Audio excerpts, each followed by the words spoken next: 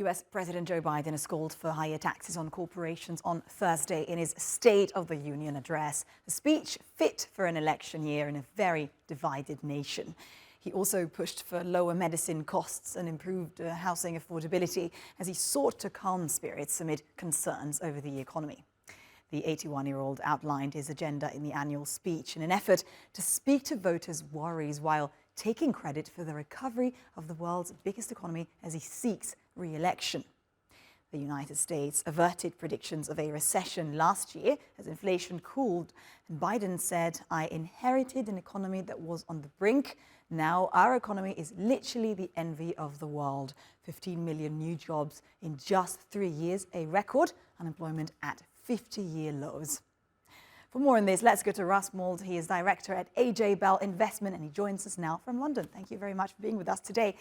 Russ, first of all, we do have a very divided nation there in the US, polarized. First of all, what's your prediction as to what will happen with the US elections this year? I guess there are two really big wildcards here, Ludovica. The first of which is whether the Republican candidate Donald Trump gets himself into further legal difficulties or even suffers a conviction in his court cases. And if that was the case, there are potentially very big implications. And the other complication is what the No Labels Party chooses to do and whether it runs a third party candidate. I think Robert F. Kennedy is talking about running, but the last time a third party candidate really made a difference was 1992 with H. Ross Perot, and he's probably split the Republican vote and helped President Bill Clinton stay in power. So those are the two big swing factors that we'll really have to watch for this year, besides the economy. Interesting. A question on the US economy itself, because what Biden said wasn't too far from the truth. I mean, some analysts are actually calling the US economy in Goldilocks period right now. It's strong. What do you think? How are the macroeconomic fundamentals in the US? The headline numbers, as you say, are really good. Unemployment is very low. The recession did not appear. The economy is growing. If anything, the US Federal Reserve is perhaps being caught by surprise because it hasn't cut interest rates as quickly as financial market thought because the economy has been so strong. But if you look, as in any economy, there are those who are doing well, those who are not. 1/3 of Americans rent, and that demographic is struggling, particularly because of inflation, and that's hit them extremely hard. And I think that's something that President Biden is aware of to address in his speech. Right. And Russ, if Biden were to win, would it help in any way? Would lower medicine costs, for example, and higher tax for corporations really help? I mean, they're traditionally very strong Democratic Party causes. And if you look at the history of US elections, medicine costs comes up every 3 or 4 years, and the biotechnology stocks tend to respond to that as they weaken going into a US presidential election in anticipation of more political pressure.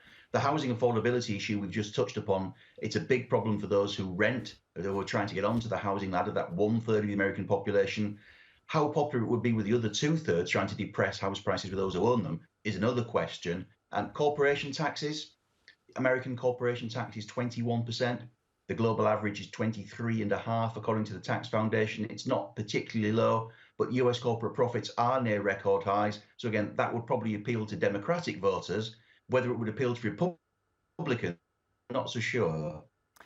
In terms of geopolitical concerns, do you think it would make any difference whether Biden or Trump will win and become once again the president of the United States? What sort of impact would a Biden or a Trump victory have on global markets, not just domestic markets, but also on the geopolitics and the hot conflicts that are going on right now? Yeah, I mean, that's a really good question because, in 2015-16, financial markets were absolutely terrified of Donald Trump because of his protectionist talk and his plan to apply tariffs. And in the end, the US stock market actually did pretty well during his presidency, even allowing for the very weak finish with COVID-19. So I think that's something that we must bear in mind, that promising and talking tough before an election is one thing, necessarily delivering is another.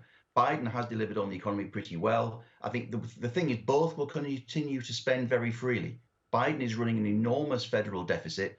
Trump is not known for being careful with other people's money either. And that has been a big driver of the American economic growth that we've seen. So there are some skeptics out there who say that a lot of the American growth we're seeing right now is based on debt that may not be sustainable and that there could be a reckoning sometime. That's possibly one explanation for why gold and Bitcoin are doing so well right now, for example.